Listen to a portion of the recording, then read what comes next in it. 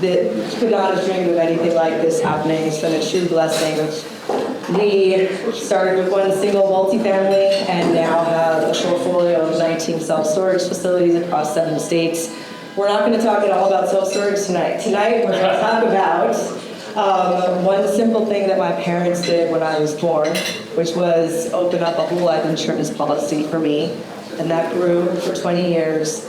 And it completely blew open the doors of opportunity for me to change the trajectory and the chances and the opportunity of my life. And so in the spirit of this season, Hearthfire is a real estate investing platform, but it's also about wealth, beyond finding wealth in all aspects of your life, in relationship, in family, in the things that you can do with your life, how you choose to spend the time and the efforts of your life. And so for me, whole life insurance was absolutely transformative, and so I wanted to share the fantastic resource that is Jay Zell with you in the room tonight. So thank you for making the time to be here, because time is our most precious asset.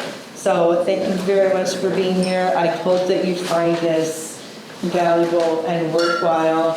My partner in all things, Sergio, will be doing a little bit of a Q&A with Jay, but I think Jay, in all of his awesomeness, is going to kick us off with a little bit of a primer. Yes. And then we'll dive in. And in your bags are notebooks if you want to keep track of any thoughts or questions. We really want this to be conversational and informative. And so as things pop up, jot them down or whatnot, please don't be shy. This is a small, intimate group. So thank you for being here, and I hope you'll always play. Great. Thank you everyone for being here, especially this time of year. I know everyone is super busy. And to Corinne's point, I didn't tell them I'm terrified of publicly speaking, but I was always taught just to say yes and you figure out everything else in the back end. So my name is Jay Bell. I am a partner and wealth management advisor at GBT Wealth Management.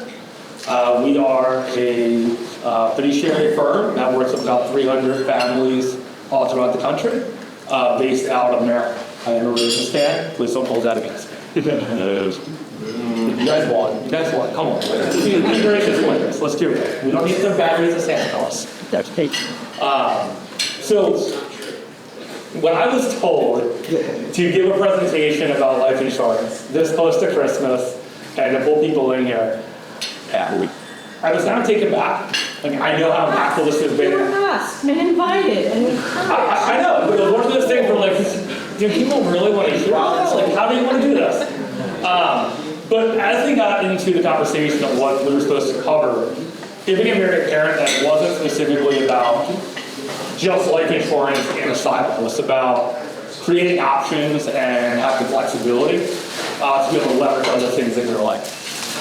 So my title, life insurance, my worst performing asset. Really selling it right off the bat. What happens in our industry, from what I find, is people look at different types of asset classes and vehicles as comparative. So you're comparing life insurance to equity. That's like comparing a baseball to a Honda Accord. They have nothing in common. You're not comparing the right thing.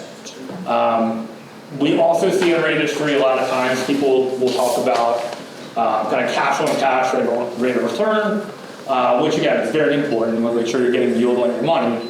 And it gets described as, if anyone's ever heard this before, we want the rate of return of a corporate bond with the volatility of a treasury bill with the tax treatment of a municipal bond.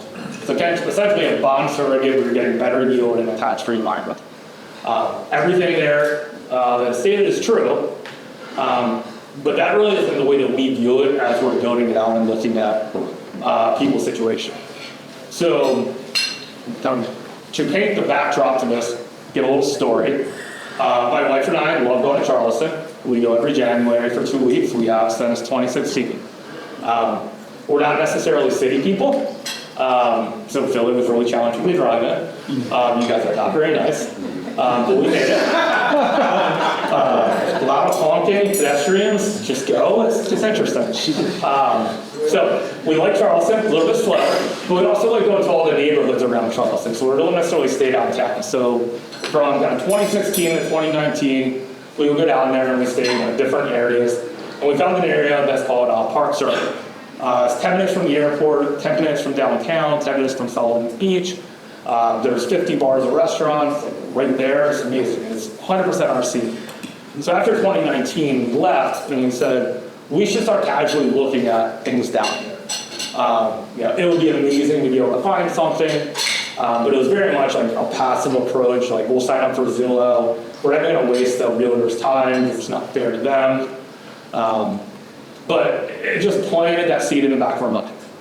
Well, we then fast forward to February, March of 2020. So the world stopped. The stock market, our compliance said the stock market was down 30%. Not that I'm counting, it was 37% in 23 trading days. That was a lot of fun conversations. The global economy was frozen. They shut down all supply chains. Travel stopped. I don't know about your household, but bourbon intake went up dramatically. That's really the only way to get through a lot of this conversation. One other piece that was a negative for others, but was a benefit to us, was Airbnb rental went to zero. So anyone that was over-levered or couldn't necessarily afford their vacation property, and in Park Circle, Charleston, a lot of the area is kind of second homes for people. I wish I could tell you that I was a savant and we went to cash in February 1st in all of our clients' investment accounts and my investment accounts. We didn't. So we were down the 15, 20% just like everyone else in our investment accounts. My revenue for the business that I'm a partner in was down 15 to 20%. But we found this opportunity. So the way that we view kind of life insurance in terms of how we look at it on someone's balance sheet is it's a safe, non-correlated asset that you can access in a tax favorable manner. It's actually tax free. So what were we able to do? This is the actual house, by the way. So if you ever go down to Park Circle, go to Durant Street, you'll recognize the green door. We were able to leverage line of credit through our life insurance. We bought the house in cash. We were able to get it under the listing value because we told them we can close effectively as quick as you want. We can send a wire as soon as you can put together a contract. Purchased it. 30 days later, we took out a mortgage on it. We took 70% of the equity back out. I would say maybe one of the only positives of that time frame from a financial perspective is interest rates were still zero and negative everywhere else in the world. So we were then able to take out the equity, repay most of the line of credit, and lock in a 30-year mortgage at 3%.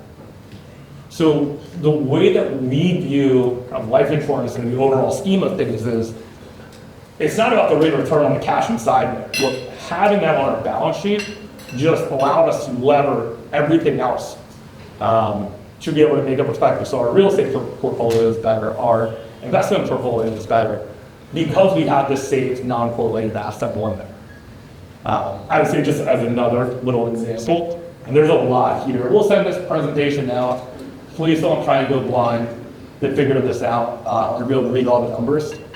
But for retirees, we have a very strong core belief that we want you to have 2 to 3 years of living expenses in cash or cash equivalents. Because if you happen to retire at the wrong time and you start taking withdrawals and the stock market is down and you sell at a loss, that is a permanent loss of capital. If that happens in your first 5 years of retirement, it is almost mathematically impossible to make that up. So pre-retirement, we all love to look at average long-term rate of return. We want the highest one we can get. So we love volatility. Buy when things are low, buy when things are high, just keep buying and get the highest long-term rate of return you can get. When you get a retirement and you start taking distributions, it is when do you get that rate of return. So if we have to sell and realize that permanent loss, that has such a massive detriment to the balance sheet long term. So in this example, It's $1 million, taking $60,000 out a year. Yes, 6% distribution rate is a lot higher than what anyone would recommend. We would never tell someone to take a distribution that high, to 4%. But just for illustration purposes, on the left, in the orange, you take $60,000 down, adjusted for inflation, every single year for 20 years. At the end, thank God there's still money there, there's $90,000. On the right, you're in the same situation, except after a year where the stock market is down, what if you don't sell and you allow the accounts to recover? So we use some type of safe asset, and it doesn't necessarily have to be life insurance. It can be lines of credit, it can be CDs, it can be cash or cash equivalents. We find that life insurance is a great vehicle to do this. But if you essentially get leverage in those 5 years, and use $250,000 over 20 years that saves money, well, at the end of the same time period, you have $1 million left. So you started with $1 million, you took out a bunch of money, you still have $1 million because you didn't have to sell until the down point. Again, it's not necessarily our opinion about the cash on cash rate return, but being able to have that safe bucket, and again, it doesn't necessarily have to be life insurance. It can be lines of credit or it can be cash equivalents. You get a 10x, it's giving you essentially a 10x when you're investing. The other aspect is right now you're getting good yields on cash. We just went to a 20-year period where you got 0% on cash. So if we're in a very low interest rate environment or lower interest rate environment, and I told you to keep $400,000, $500,000, $600,000 in cash, it remains 1%, and you get taxed at your highest marginal tax rate, both federal and state, you're going to laugh at me. It doesn't seem like a very good deal. So it wouldn't be a finance presentation, a cliche. What's the best time to plant a tree? 20 years ago. What's the second best time to plant a tree? Today. So to get your balance sheet to where you want it to be, it doesn't matter kind of where you are in life or you're looking for yourself or your family down the stream, it takes time. And you want to be very thoughtful on how you do it. And the more strategic you can be by having more time to position assets appropriately, the better off the outcomes are going to be. That just so when we look at diversification, it's not just asset classes. So what's your stock to bond ratio? It's not just asset style, growth versus value, right? You don't want those lines. But we want to look at how is it treated from a tax perspective? What is the liquidity attached to it? What is the creditor protection attached to it? What can you access and what? So for a lot of people, and I'll just use myself as the example, is I have a business, I have a concentrated asset. I have real estate, so I have real estate investments. I have public equity, I have public equities that I own. I have private equities that I own. So you have this concentrated asset that isn't necessarily liquid, but this is what is used to fund all of your other savings in place. So we want to make sure we're aware of what that structure is and how that is set up. And then I'm going to do this very quickly. Your taxable investment account, you fund with after-tax money. So you already pay taxes on it, you put it in your brokerage account, you invest it, you buy whatever you like. Each year you get a 1099 for your dividends or interest. And when you sell, you pay taxes and you pay capital gains. So we have no tax benefit here. But what do we have? You have liquidity. You need that money tomorrow, it's there. You don't have to worry about anything, it's immediately out. That's what it sells that. Those people, we're investing in the stock market. So we want those dollars to grow. So the next two buckets, 401k or pre-tax IRA, is pre-tax going in or is tax deferred. So each year you don't get a 1099, but when it comes out, it's taxed at ordinary income. The Roth is the opposite. After tax money goes in, or it's tax free, comes out tax free. You have a tax benefit. When was the last time that the government gave you something for free? What is the downside? You really can't access this money until 59 and a half. So you lose liquidity, which is fine. Take advantage of the tax benefit. And again, you're going to be on the market, it's going to go up and down. The last bucket, the life insurance, funded with after-tax money, grows tax deferred, and it does access correctly, it comes out tax free. Again, you have a tax benefit, so what does that mean? Well, we don't have instant liquidity. What we typically say is you really don't want to start accessing these dollars at least for 5 to 10 years, but you do get the tax treatment there. And here you have something that is guaranteed to go up every single year. So, again, we want to look at all of these things together and globally versus one versus the other. Because I'm 100% equities in all my retirement accounts and all my taxable investment accounts. Because I know I have a safe asset allocation. This is while we're living. So let's talk about legacy. Your taxable investment account, and this is as strict under current tax law because this could change. Your taxable investment account, you get a step up in cost basis. So the short version of that is if you invest $100,000, the second spouse passes away and it's worth $500,000. The kids inherit it. Their cost basis is now $500,000. So if they say, I don't want this money, I want to sell it, they get that essentially tax-free. The pre-tax retirement account, when it goes to the next generation, they have 10 years to take the money. And every dollar that comes out of that pre-tax retirement account, pay ordinary income tax. So with most families, if you just think kind of like age structure, is if someone passes in their 80s, their kids are probably in their 40s, 50s. So they're in their peak earning years.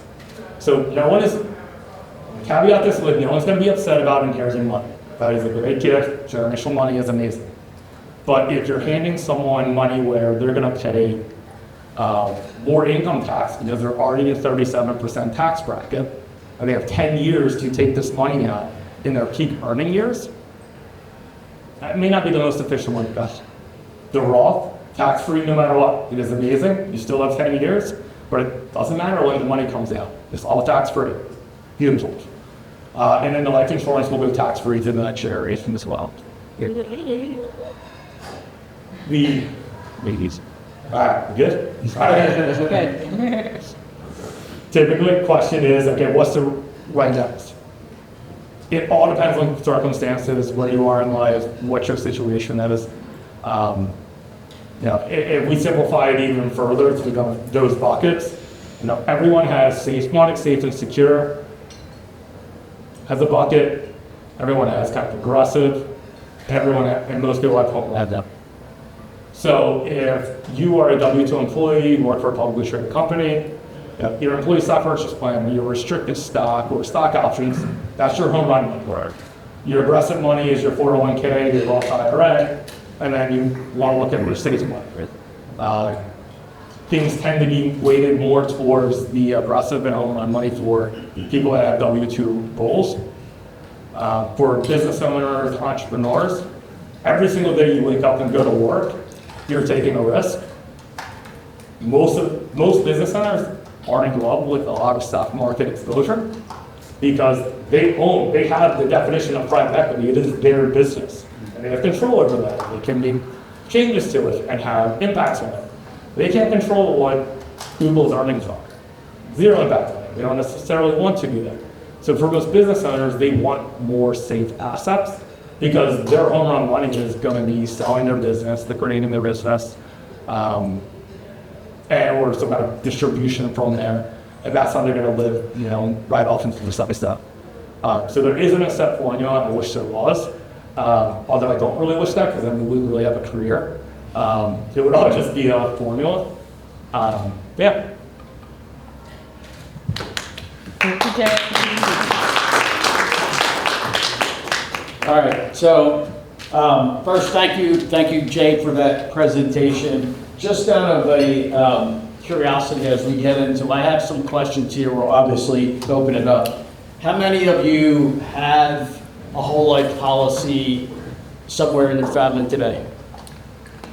Okay, good. How many this is your first exposure to whole life insurance? Okay.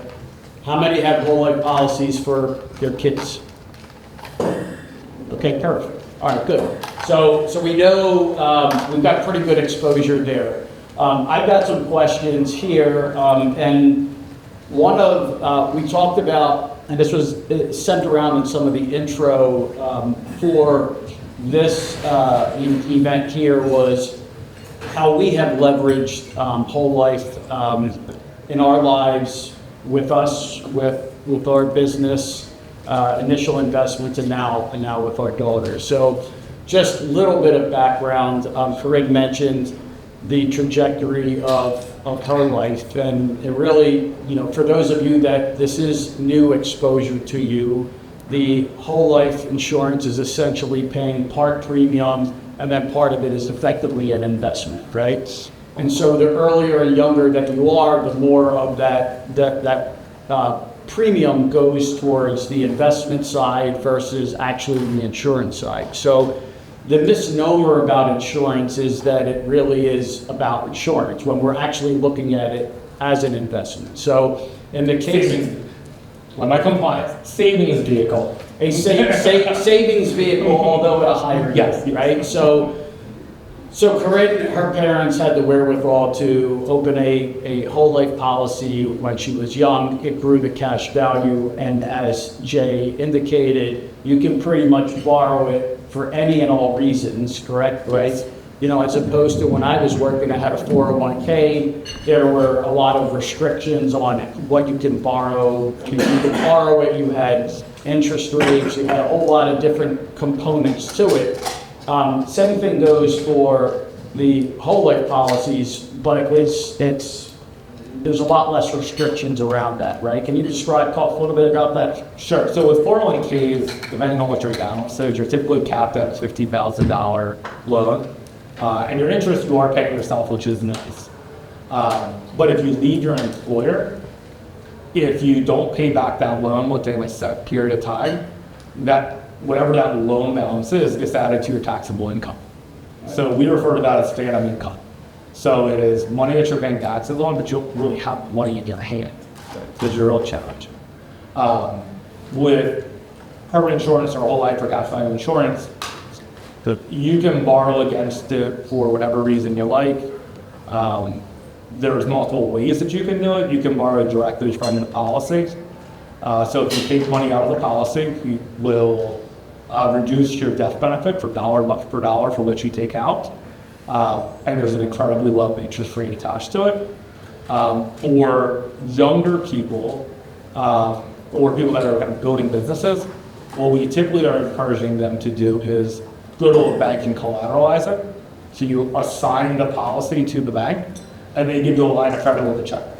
Yeah. That way, you don't have, there's inner mechanisms of an insurance policy that you're gonna have an outstanding balance for a while.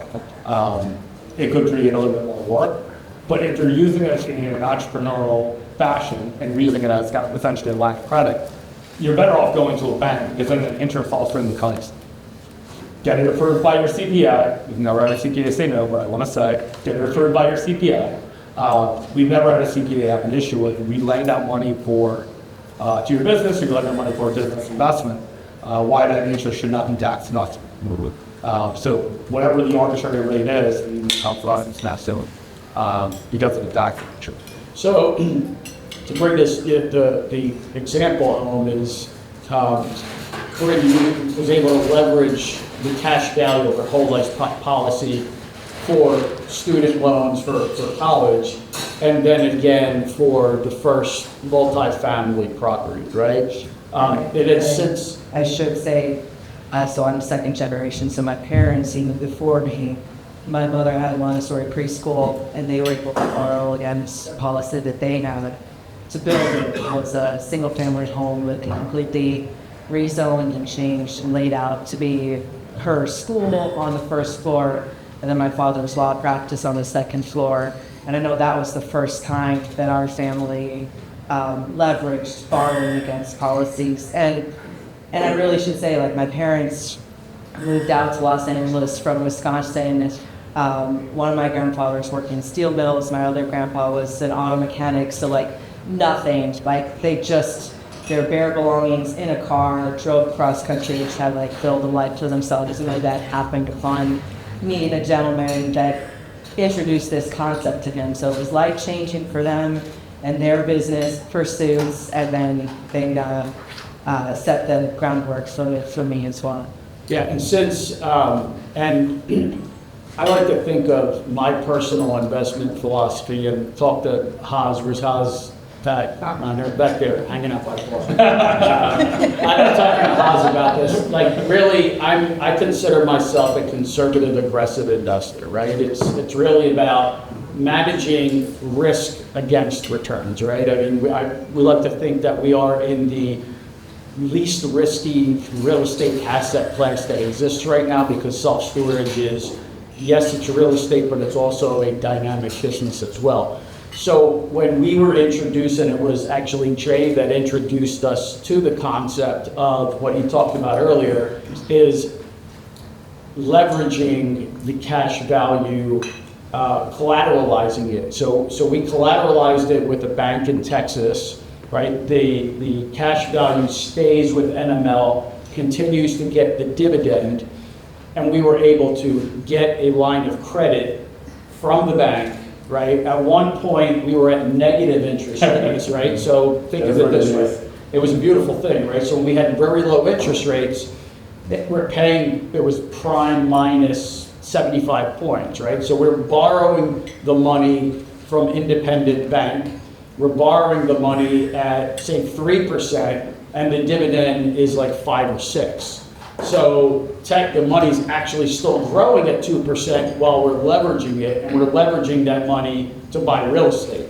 So the concept that you'll hear around is infinite banking and that kind of thing. Now, I want to talk a little bit about obviously with Stella, we started a policy when she was, I think she was under 1. Yeah, she was zero age. She was very early age, right? What determines how much of the premium goes to cash versus your insurance? Can you talk about that a little bit? So with any insurance, it's based off of your age and health. So the younger that you acquire it, the younger you are clearly, and typically the better your health is. The neat thing is with kiddie policies, for lack of a better term, is the policy is going to grow, and you have the ability to add and purchase additional insurance down the road without any type of medical underwriting. And I know we all would like to sit here and say, we're all super healthy and we don't get more unhealthy the older we get, but the reality is most people do get more unhealthy the older they get. So if you're locking in the insurability of support, in that scenario, a child, to be able to then purchase more insurance down the line, regardless of what their health outcomes are, which increase, we're talking about just the cash value component of this. But God forbid someone has a health change, has diabetes or something strange like that, where insurability gets really challenging and really expensive. Well, they also then have the ability to have life insurance for their entire lives, when it maybe cost prohibitive, if that may not even be an option. How does that work? Go into that a little bit more. So I get additional insurance. There's a death benefit. Right? How does it work? I mean, you're basically talking about the cash value being able to borrow against it, or for the person that has become sick. So if I'll say just so no one else feels like putting children in space. If my child would get diagnosed with juvenile diabetes, but they had coverage that was issued when they were young, when that happened. So whatever the original death benefit is, $500,000. We're not buying the insurance on the child for the death. It is purely from the CMS. But we now know that we have $500,000 of permanent death benefit that's going to grow for sure. So if they get married out of family and they need additional insurance, they may not be able to go and get that at that point. Or it may just be cost prohibitive for them to use it. So, all right, so I got a few questions that I've prepared, and then we can obviously open it up. Talk about how whole life insurance fits into a more of a comprehensive wealth building strategy. I mean, you talked a little bit about this earlier. How do you position it within your personal wealth strategy? Sure. So A lot of what I outlined in the presentation is how I have personally used it and how we deal with clients. It's all based off of circumstances. And I think there's certain places where it fits really well, certain places where it doesn't necessarily make sense. So we want to make sure that people are maximizing the 401k, receiving their match. If you're in a higher income tax bracket, we really like the ability to be able to access dollars with the tax-free days list. So then we looked at kind of position dollars. If you're a W-2 employee, outside of the death benefit need that you have in the family, we really do try to target 2 to 3 years of living expenses by the time you enter retirement. So arbitrarily, if your spend is $200,000 a year after tax, we want you to go into retirement with about $600,000 of cash or cash equivalents. In case you wanted to retire in 2022 when stock market's down 20+%, the bond market's down 15%. Granted, it was 1 of 5 years in 120 that the stock and bond market are both down double digits, but it happens. Every single year we find something that never happens and does happen. So being able to access safe money in that environment, it doesn't change the client's retirement spend. Whatever's happening in the world with interest rates, geopolitical wars, whatever, people work their entire lives and save and accumulate wealth. If there's a land war in Europe that shouldn't impact what you get to do in year one of retirement.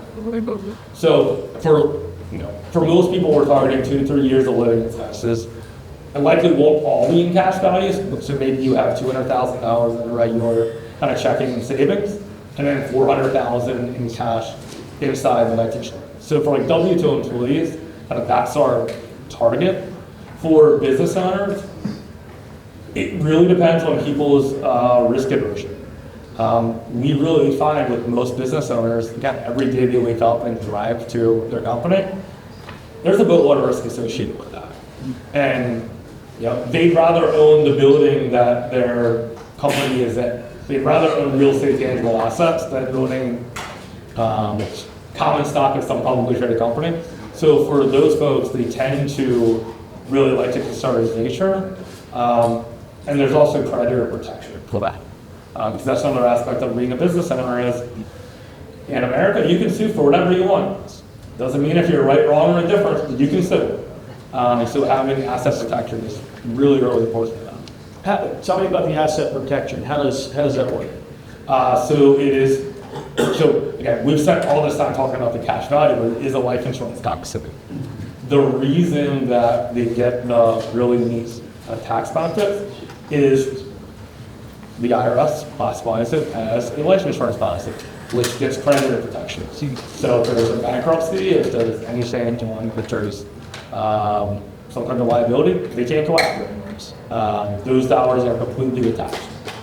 So, all right, so let's talk about age and age. I mean, we talked about, Stella and opening up this land for her when she's one.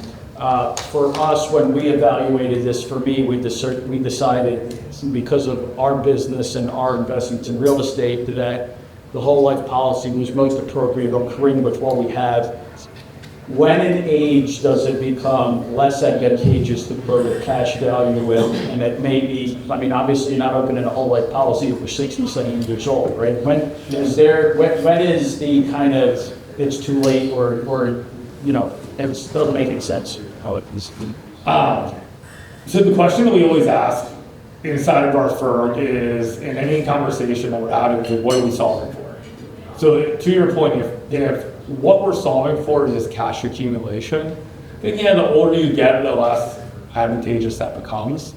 But again, it is permanent life insurance. So if you want to leave your legacy, there are ways to structure policies where they're not focused on cash accumulation, they're focused on permanent death benefit. So if you say, I want to leave X to kids or grandkids, you can have policies issued to people in their 70s. Again, it's not necessarily the most cost effective, but it's a question of the two levers to pull, are you focusing on cash accumulation? And if you are, the younger the better. And kind of what does your regular savings capacity look like? with a W-2 employee with kind of bonus and incentive compensation. Most of those are structured as, I'll call it traditional whole life insurance, where I'm making up numbers, so no one hold me to this, but if it costs $1 million of whole life insurance for a 40-year-old that is somewhat healthy, this guy, if the minimum funding requirement is $20,000, the maximum funding I could put into it, which would accelerate the cash value, to think of it like prepaying a mortgage, might be $60,000 a year.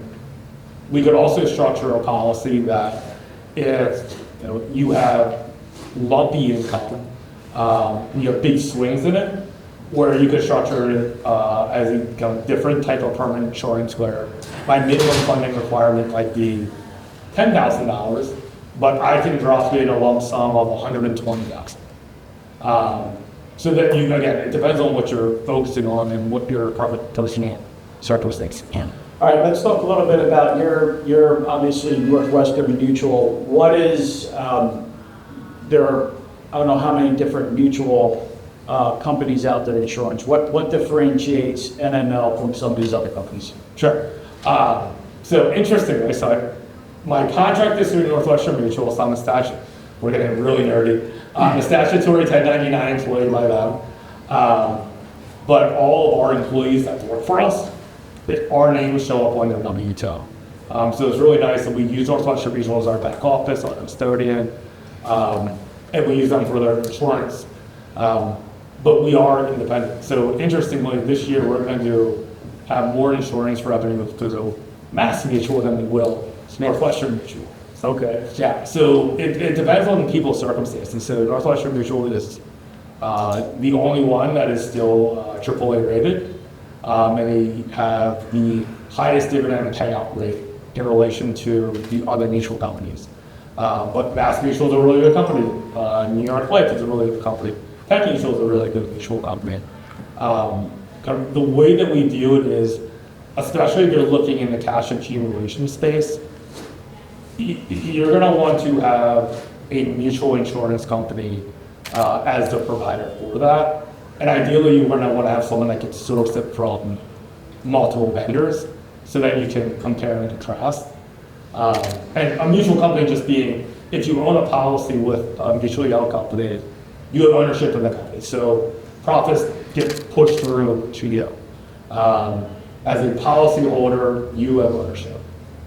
Versus a publicly traded company, if you have a permanent policy through, or any insurance policy through a publicly traded company, they have a fiduciary duty to their shareholders. Then their policy varies. So on a permanent basis, sometimes it's challenging to look at those on an attractive basis. Just out of curiosity, what is the primary investments of, I know most of the insurance, mutual stuff. So it is 80% fixed income, actually it's 82%, and then there is a tremendous amount of real estate. Like that is How about that? tremendous amount of real estate. Okay. Actually, can I tell a cool story? Yes. So my story about South Carolina is awesome. Like I love that. Like check the box. It comes legit about it. 2008.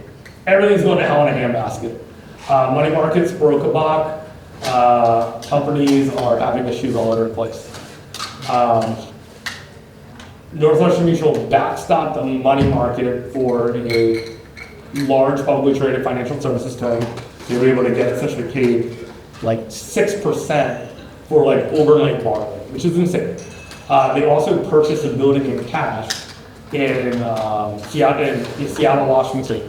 At the time, we owned Russell Investments. They wrote a check for it. They bought it. They bought it for $400 million and sold 3 years later for $1.2 billion. They moved every person that worked at Russell Investments 8 weeks later into the building that they just purchased, charged them rent, and in 2016 they sold it for $2.6 billion. When you have $1.5 billion of free cash flow every single month, you can do some really neat things. Cool. It's awesome. All right, what kind of questions do we have out there? Boss. I don't live on West. So I guess my question is, what is it about whole life that you can't do with a term life policy? Because a term life has some similar concept, right? You just accumulate cash, but you have some benefits of the term, and some terms have a conversion option to go from term to full at a certain point. So can you check on that? Sure. So the way that I would think about it is for term insurance, and term insurance is very, very important. Term insurance is inexpensive death benefit, and it's set for a term period. So 10 years, 20 years, 30 years, 40, 80, whatever that term period is.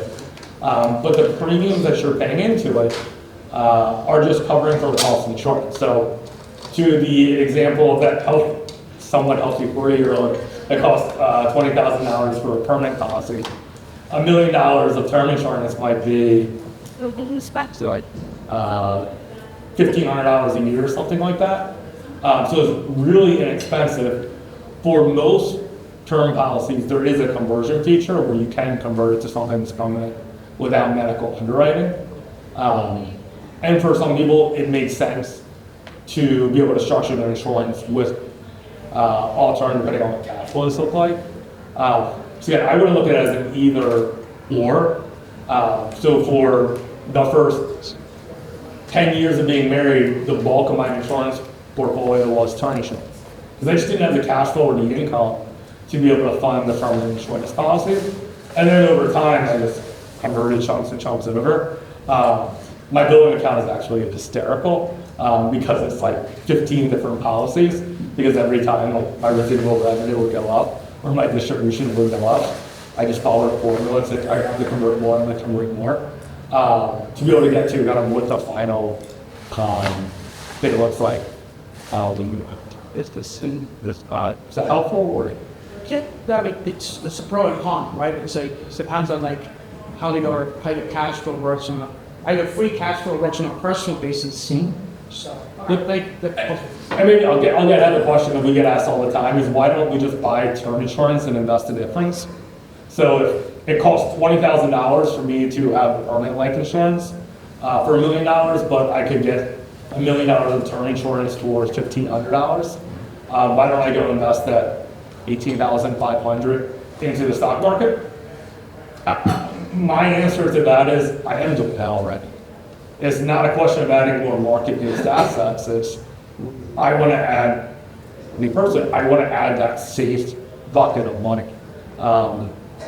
So again, there's a lot of things in our space where it's positioned as an either or. And I'm just a bigger fan of just optionality, flexibility.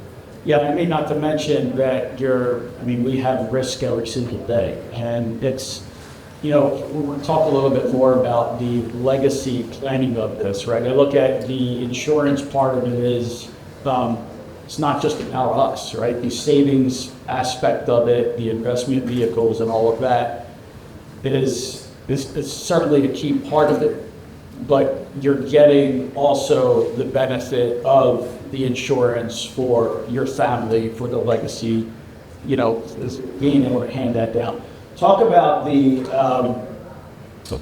how it's structured with some of the more creative structures with, I don't know, maybe some of the uber wealthy that maybe are not kind of commonly known, whether it's tax planning, whether it's legacy planning, any creative things that you are aware of? How much time do you guys have? Now, why don't we go? I have a question. Let's do that. Now I got hours on. So, question is, how does one consider or think about these types of insurance policies, not just as fully individualized, but something that a business may buy for an executive, like in Key person insurance or buy-sell agreements? Yeah. like that stuff. In other words, is there any advantages or any unique considerations that a business would buy one of these policies, or have an executive employee? Just to have. I feel like someone planted this question for you. I'm so excited to go through this. So yes, there's a few aspects. So if you own a business, let's say Sergio and I are partners, we're 50-50. And we have a business and there are some liabilities, and he and I do completely separate things. You would have what's called a buy-sell agreement. That way, if, God forbid, I get hit by a bus, in most agreements, if there's not a buy-sell, well, Kate, who's not current, would come in and would be Sergio's partner, unless there was a way to buy her out or redeem her shares. So with these buy-sell agreements, they're set up where, one, there's death benefit. So if our business is worth $2 million and we don't keep $1 million in cash in the bank, I get hit by a bus, rather than the business essentially going bankrupt because they have to redeem my spouse out, we have insurance on each other. So stroke a check, pay Kate out, Kate is made whole, Sergio then retains ownership in the business. So that's kind of layer one. Layer two is you can own this as a permanent policy, where you can leverage you can essentially get the same kind of cash accumulation inside. It is considered a non-deductible, should I say it very clear, it is a non-deductible business expense. Check your P&L to see how your accountant tracks it.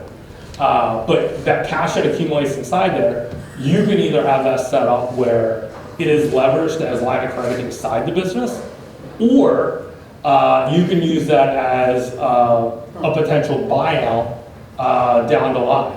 Because if it's a non-deductible business expense, it's going to show up on P&I's K1 or our distributions, because it's business money that's getting pushed down to us.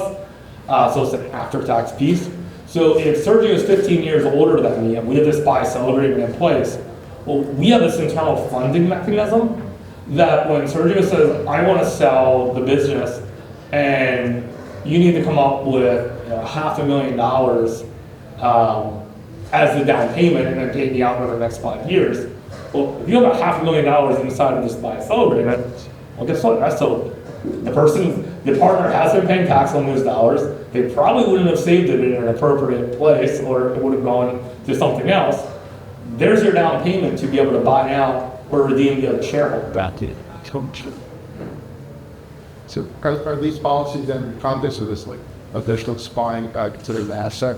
Oh yeah, and it's considered a tier 1 asset as well. So the banks love to see it because they see a AAA rated asset on the balance sheet. They'll lend up to 97% on that immediately because there's no risk on that. Right. That beats. Most deferred compensation plans that are like cash balance that you see like the Fortune 500, most of those are funded by what's called COLI, corporate owned life insurance policy. In that crazy world, that's what it's discussing earlier. That's actually where it's like a pre-tax funding mechanism. But that is a very, very expensive thing to administer in the IRS. You're going to go through a lot of scrutiny to be able to get that first. And what other questions, Brian? Sorry. So if I purchase a policy for my 5-year-olds, then he wants to increase the cash value to 45. Doesn't have to go under any medical underwriting. No matter what. What if he wants to increase it at 60? So there's age periods. So it is 20. Every 2 years from 22 to 40, you can add additional coverage. With Northwestern, Mass Mutual has a little bit different structure. But yes, at all those points in time, they're able to increase the coverage, regardless of what their health is. The only question they do ask is, are they tobacco or non-tobacco user? They're sure Corinne has done that 3-4 And then you times. as the parent, while the child, well, I don't know, but my experience was while I was under 18, my parents would get notice of you can add to the policy if you would like to. So while your 5-year-old is growing from 5 to 18 or so, I don't know if I'm sure it's So here's very variable. This is very different probably for males to females. Most males are very immature when they're young and in their 20s. So like if you have a custodial investment account for a child, technically at 21, they become the owners of the accounts. They have to know about the accounts to become the owner, but technically they are the owners. So if they call the advisor and they say, I'm gonna go have a great time in South Philly, you gotta send them the money and like, I don't know, figure out a back door to get a hold of the parents.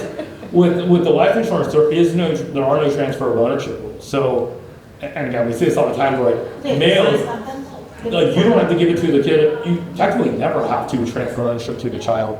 But most people, they wait until the child is mature enough to be able to handle it, knowing that technically they then get access to it. So it's really funny. Like a lot of times it's like 24, like the females are getting ownership of their policies and they're diligently funding them and adding more. The males is like, I don't know, 35, maybe we'll give this to them. Let's make sure they go across the altar and then a little bit longer, just to make sure. And as parents, do we bought fence? Yes, because you are the owner of it. Okay. And lever against it. We've done that as well. Good. Can you, just a follow-up question to what she was asking, you transfer the policy from you to your child? Years. Is that a taxable event? You know. So there's a transfer for value for to the child. To your question about businesses, Up there. I don't. The IRS code is really, really long. If Sergio and I have that buy-sell agreement and we're both walking away from the business, for whatever reason, there are no tax documents that are generated if we say we're going to go our separate ways and just keep ownership and we transfer the business to them. There's no transfer for value that creates a taxable event. More importantly, there's not a transfer that creates a tax document. So if I set up a life insurance program for my kids, and eventually they grow up, they get married, they get divorced, is that considered part of their assets? Who has ownership when they get divorced? Like deed ownership? Yeah, so if you have ownership, it is not a marital asset. It is your asset. Even if they're the beneficiary? Yes. So they would be the insured, you would be the owner, and whoever you could name a spouse as a beneficiary or someone else. You can always change back the sheet if they like, just. But whoever the owner is the person that shows up as the insurance. So it's all good until I die, basically. Well, you then name a Which is, I don't care. you name a secondary owner, and if you're concerned about divorce, name a third party fiduciary, like a sibling, maybe. Think of that as just like technically the result. Can you speak to, from an estate planning perspective, you have to set established like the trust structure scheme and the whole family assets. Send think about it, conditional, so both in trust. Yeah, but it doesn't establish this. Can you have a trust on the policy? And dispense beneficiary benefits accordingly, according to policy? And Yes. So I just want to make sure I understand. So if you're doing just family legacy planning and you're creating trust, can you have the life insurance owned either by a revocable or an irrevocable trust? Let's say revocable. So revocable is much easier. So the revocable trust, if now we're married, we're not business partners. So now we have a revocable trust, life insurance is owned by that. If you name the spouse, if I pass, it becomes an irrevocable trust. Sergio gets full access to the death benefit, but since it goes into an irrevocable trust, Sergio gets creditor protection and asset protection. So maybe not necessarily for Sergio, but if we name the kids as the beneficiary, in that scenario, it will be an irrevocable trust. The kids have creditor protection and asset protection. So if the kids get divorced, it's not a marital asset. But the ownership of the policy stays with trust. So you can individually own the policy and name the revocable trust as the beneficiary. Where it becomes, with ownership options, typically people are changing the ownership to an irrevocable trust So IR, which means you no longer, technically you no longer have access to the cash value because you're moving it outside of your taxable estate. You are no longer the owner of, have ownership of it, which means when you pass away, it's not going to be included in what the government says is assets that you own. The caveat to that is there are trusts where you can set up where the spouses own each other's trust. So technically you don't have ownership of it, but assuming you have a healthy marriage, and that really is a big caveat because if you do not have a healthy marriage, it's called a SLAT, S-L-A-T. That can get very ugly very, very quickly. But if that can allow spouses access to that cash value, but most people are naming the irrevocable trust as the ownership. And right now the estate tax exemption is at $26 million. It was set to go back to $13 million for a couple at the end of next year. I would say there's a very, very, very, very, very high probability that's not going to happen. So we had a whole bunch of people in the queue that were concerned about getting assets outside of their estate under that assumption that are now like, all right, we can punt legal fees for quite some time on this. It was always explained to me if I bought this whole life of a cash value of $100,000 that could then borrow against that for real estate. So I would borrow against that to buy real estate, and while borrowing against it and pay back over whatever the amortization schedule is I determined, that it was still compound interest within the policy even though I borrowed against it. Is that, am I understanding it correctly? Direct recognition, does that sound familiar? Is that? So when you borrow directly from the policy, it's going to get really nuanced.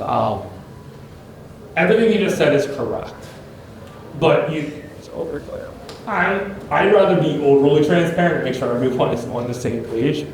So for most mutual companies, if you borrow against it, so let's say you have $500,000 of death benefit and $100,000 of cash value. You take $50,000 out of the policy. So not a line of credit, you take it directly out of the policy. Your death benefit drops to $450,000. You still have $50,000 in cash value. So the $50,000 that you borrow, you are going to be charged an interest rate. It depends on the carrier. It can be anywhere from 4 to 8%. Call it 5%. Perfect. You get charged 5%. If you do not pay that interest gets added to the loan. You got it? Technically, when you borrow money from a life insurance policy, when you think of it from a balance sheet perspective, if you take money out, I'm Mr. Insurance Company, I don't have to pay that $50,000 in death benefit. Like that's a liability, you're reducing the liability on that. So what we do as the insurance company is we then pay you the rate of return that we can receive on that reduced liability. So we might charge you 5% interest, but we can receive 4.25% on that reduced liability because we're not on the hook for $50,000 on that money that we're not on the hook for. We'll credit you back 4.25%. So your net borrowing cost is around 1%.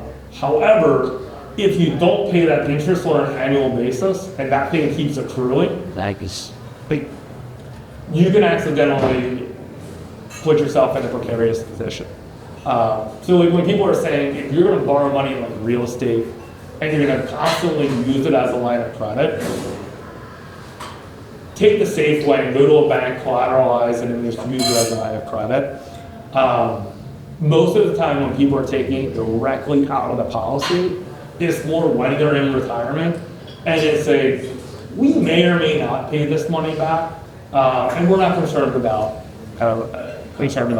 But if you're 40 and you're taking cash out of this policy and you don't necessarily know when you're going to pay that back, like you wake up 10 years later, especially, and I hate to say this, a lot of times in our world, you're not looking at the whole picture, so it's transactional. You're not talking to the person on a regular basis. So you wake up 10 years later and you're like, holy shit, like My $50,000 loan is now $80,000. I have $20,000 in cash, and I'm gonna have to write a check, or I'm gonna have to pay a tax bill because this thing's gonna blow up. Everyone's circumstances are different, but if you're doing it on just like a regular line of credit for out the business, it's just safer and easier to collateralize. Ryan, the way that we've done it is, and I mentioned earlier, is we have it collateralized and we have a line of credit. It's a quarterly interest-only payment. So it's as friendly as it gets. So we're still getting, what's the dividend in 2024, 2023? If not, 5.5%. Was it? 5.5%. 5.5%. We're paying prime minus 75 points. So the net cost of that line of credit is 3%. Yeah.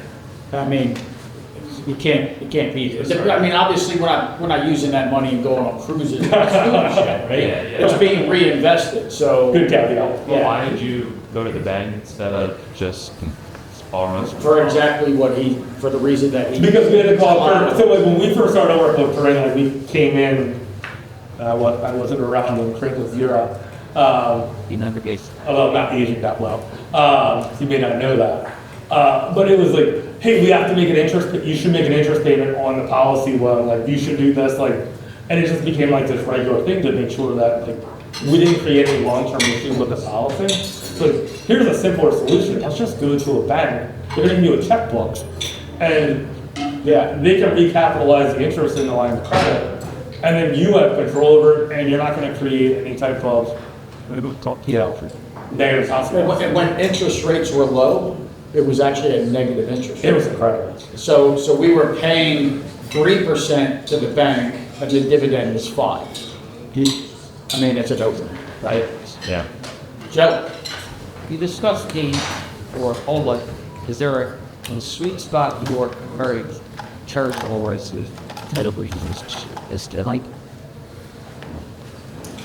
Earlier is better, but again, it all comes down to cash flow. I think that's, if there's one thing that I would hope a takeaway would be, is it really is, like, I would love to get up here and show you guys a bunch of insurance ledgers and show you all amazing things that is to people to go buy products.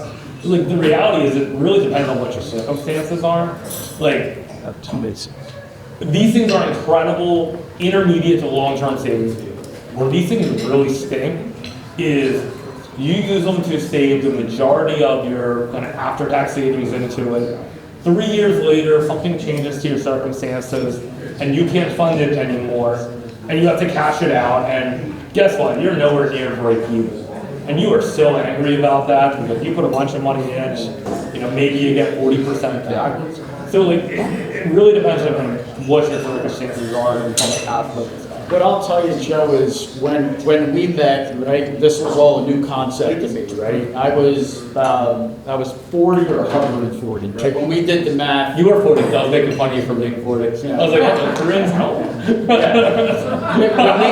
When we looked at it, and I looked at the premium for me to get a whole life policy, I said the insurance part of it, the cash value would not grow at a rate that I can't meet myself. So we just got a term policy. We had a term policy and a key man policy on me. She's got the whole policy, right? Now on Stella, on the other hand, we opened the policy when she was 1. Every January, like clockwork, we pay the premium for the year. It's about $6,000 on done, right? Done for the entire year. The policy now is worth, I don't know, $30,000. I tend to joke, as like my daughter has a higher net worth. That's a lot of people these days, But that's, and she doesn't even know it. And when she's of age, then she can borrow against it. And at that rate, what point will she have enough where she doesn't even have to fund the premium anymore? So it's structured, so I believe you're done paying for 15 years. Right. So the policy is self-completing at 15. So like, even if you wanted to put more money into it, you can't put more money into it. But yeah, that's kind of the neat part about it. Well, that's where the extent he added. Yeah. Right. The letter was better down. Just at a high level, you mentioned that you're associated with us. a couple different mutual funds, not a couple different mutual companies as we were imagining. What are some of the differentiators you might look at when deciding who has a policy? Good. So the biggest piece, well, I would say number one is what are we solving for? So is it death benefit growth or cash value growth? Like that kind of creates the first decision tree. I would say the second decision tree then comes around health.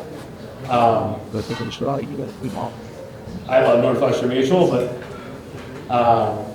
they're very stringent on their underwriting.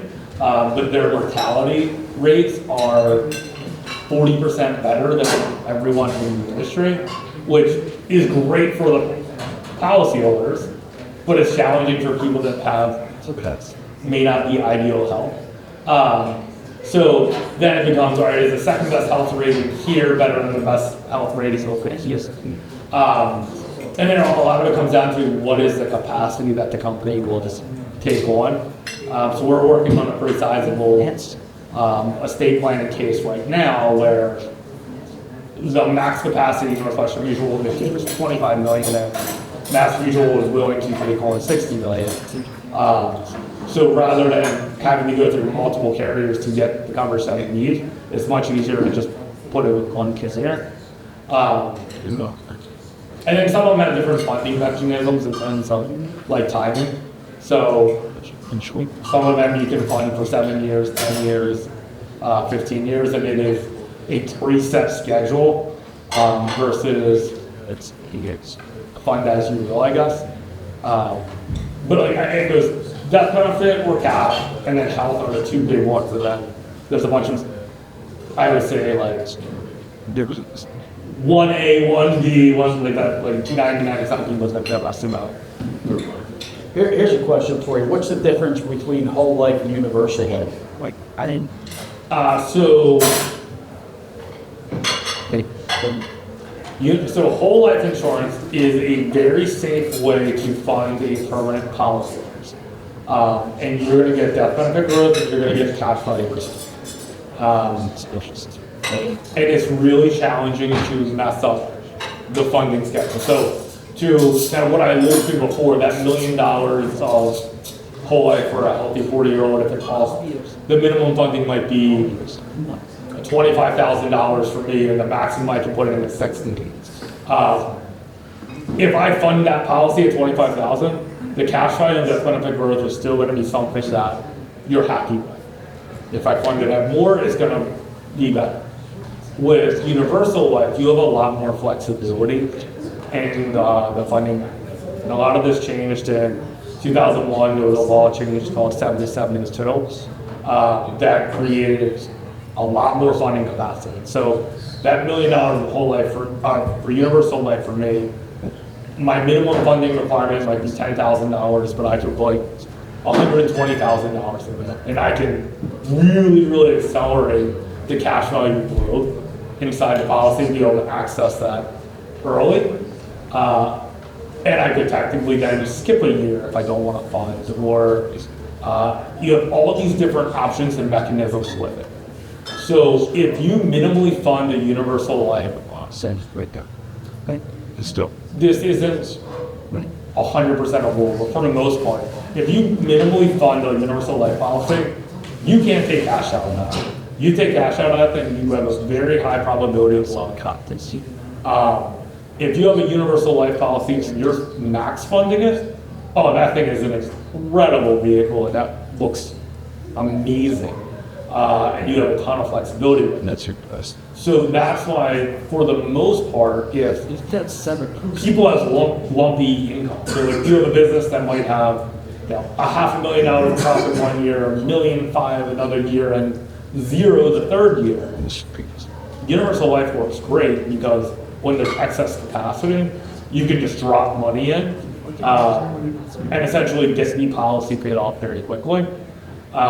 Versus whole life, it is a much more structured first. Well, what does it with universal? One of the big differences with the cash value growth is a dividend versus market driven. Is that true? So Index, so regular universal life is everything we talked about with mutual companies.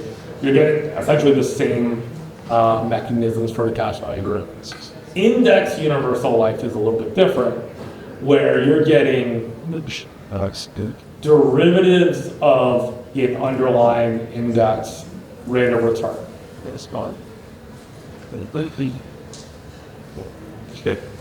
You have an upside of a certain number, maybe let's say 5% on the S&P 500, and you have zero downside. It's tricky. I'm trying to think how I would phrase this to make this easy in the context of this conversation. In my view, index universal life, if you're trying to solve for trying to get a very large death benefit in a very inexpensive structures for estate planning purposes, it works great because you're going to get a large permanent death benefit, assuming that things perform well. It will grow, but don't take cash out of life because if things don't go exactly how scheduled, so they'll show you if you get 8% rate of return, 7% rate of return, 6% rate of returns, and very rarely do they show you if you get 0%. Well, if you go a couple of years, especially early on, and you get 0% rate of returns, and you're minimally funding this thing, like, it can get kind of scary. And you don't own the underlying index. So it's index universal life is, you don't own the S&P 500, if that is the investment that is listed in the prospectus. You own a derivative of it that gives you an upside of the S&P 500 and a downside. I could explain the credit default swaps that AIG had in financial products that blew up the world more clearly than I could explain the derivatives of these indexes that are going to set up this policy. And if you can explain things in a couple sentences, in my opinion, then this complicated doesn't necessarily mean that. Interesting. Other questions? Great. Well, I want to thank you all for being here. Thank you for the questions. How does everybody get in touch with you if they want to learn more? You have some cards or something? I do have cards. And I guess I will just send the presentation out to everyone to call the contact information. Yeah. Well, we'll send that out. Hang around, connect. You'll be here if you want to talk a little bit more privately. And thank you guys for having me. I'm excited to have this conversation. I'm shocked that this many people are in here that want to have this conversation. My wife was like, "You're going to talk to who about what?" Well, so the big part, and as Corinne alluded to, was kind of a gift that we wanted to present, right? That Jay is a partner for us personally, right? And our experience and our vision with Heartfire is really about wealth being a lot more than just money, and really about sharing our community, sharing resources. Hopefully you made some connections yourself. This is just another wealth building tool that everyone should have as part of their family planning. If you're like me and it's too late to get a policy on yourself, then it's your kids. And if it's not your kids, it's your grandkids or anybody else. And that's really the goal. I mean, we're talking about legacy wealth and being able to hand down tools, not just giving kids money and inheritance and that kind of thing. So it's really an incredible strategy that hopefully you'll find some value and at least get some thoughts around. And if you have young children, absolutely you should have this. And that's it. Thank you. Thank you, guys. Yeah.